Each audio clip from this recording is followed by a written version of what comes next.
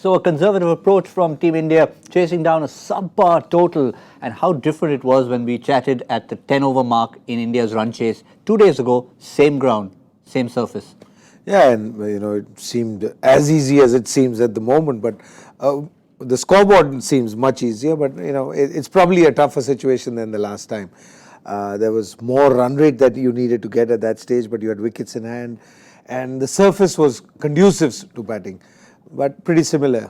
Just 5 boundaries and a 6 hit by Team India, and we talked about the drought for New Zealand's boundaries, especially between 7 and 15. It's not that India have been charging ahead in that boundary department. Just 1 boundary between 7 and 10 against the 2 spinners bowling in tandem. You generally see that when you don't need to get 8, 10, 12 and over. You're not pushing the game, and the spinners have just come on. Unless they bowl short, where you probably cut one or sweep, you're not going to go down the ground. You're not wanting to take chances. So yes, you got to give credit to the bowlers, but I think it's more to do with how batsmen are approaching the innings.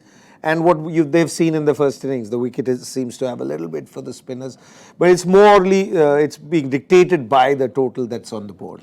Certainly is. Let's have a look at the New Zealand bowling, because like with India, they've just mixed up their bowlers in the first 6. They didn't use Santner in the power play this time around. They bowled in tandem since the end of the power play, have Santner and Sodhi, but certainly it's been the experience of Tim Southee coming to the fore. 3 overs inside the power play, 2 for 12. He's really led the way. Yeah, he led the way, and if there's any hope that New Zealand's even thinking of, it's only thanks to that spell that you talked about from Southee. Picked up Rohit Sharma to start with, then a little lucky with Virat Kohli's dismissal. You can't. I mean, the credit goes to the bowler. He's picked up that wicket, but it's actually just one of those days where you try to flick 1 for 4, but it goes straight to the keeper. But he swung the ball today, which is what his strength used to be.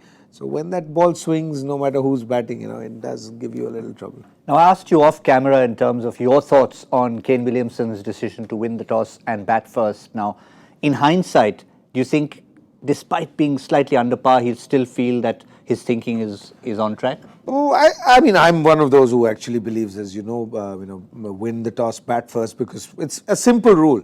If there is no surface that gets better, especially in a day-night game, in a day game, you still might have the sun baking down the wicket and making it better. So there's no wicket that gets better. And ask any batsman in the world, when you're chasing a target, you've got to think of, not just the ball, but even look at what's you're trying to achieve. So it's much easier batting first, but you still got to bat well. I don't think they played well enough today, and that's why they're behind the 4 ball. If they're going to play as badly as they played in the first innings, they would have, still lost the game.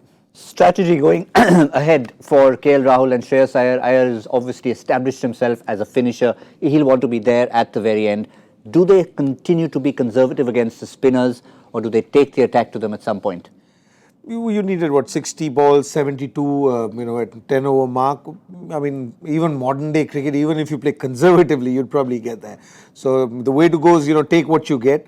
You don't take extra risk, but you keep playing your shots, because you don't want to get into that shell where you take up 2 overs and probably not get too many runs, and then you have a mishap where there's a run out or something. Then the things get into trouble. So this is a stage. If you're going to take your time now, then you got to make sure that you don't come out at over number 17, because the guy walking in, it won't be easy in the first over. So if you're going to take time, then you got to see the side through. Otherwise, you just keep going from now and try and finish it, say 2 overs before the required 20 overs that you get. 5 overs for 23 for the 2 spinners. I asked you the question the other day. Virat Kohli was still batting. He got out just as we finished our Cricbuzz Comm box. Now again, it's India trying to finish off without Virat Kohli in there. You said yes, no Kohli, no problem. They're going to finish it off. Same sentiments today?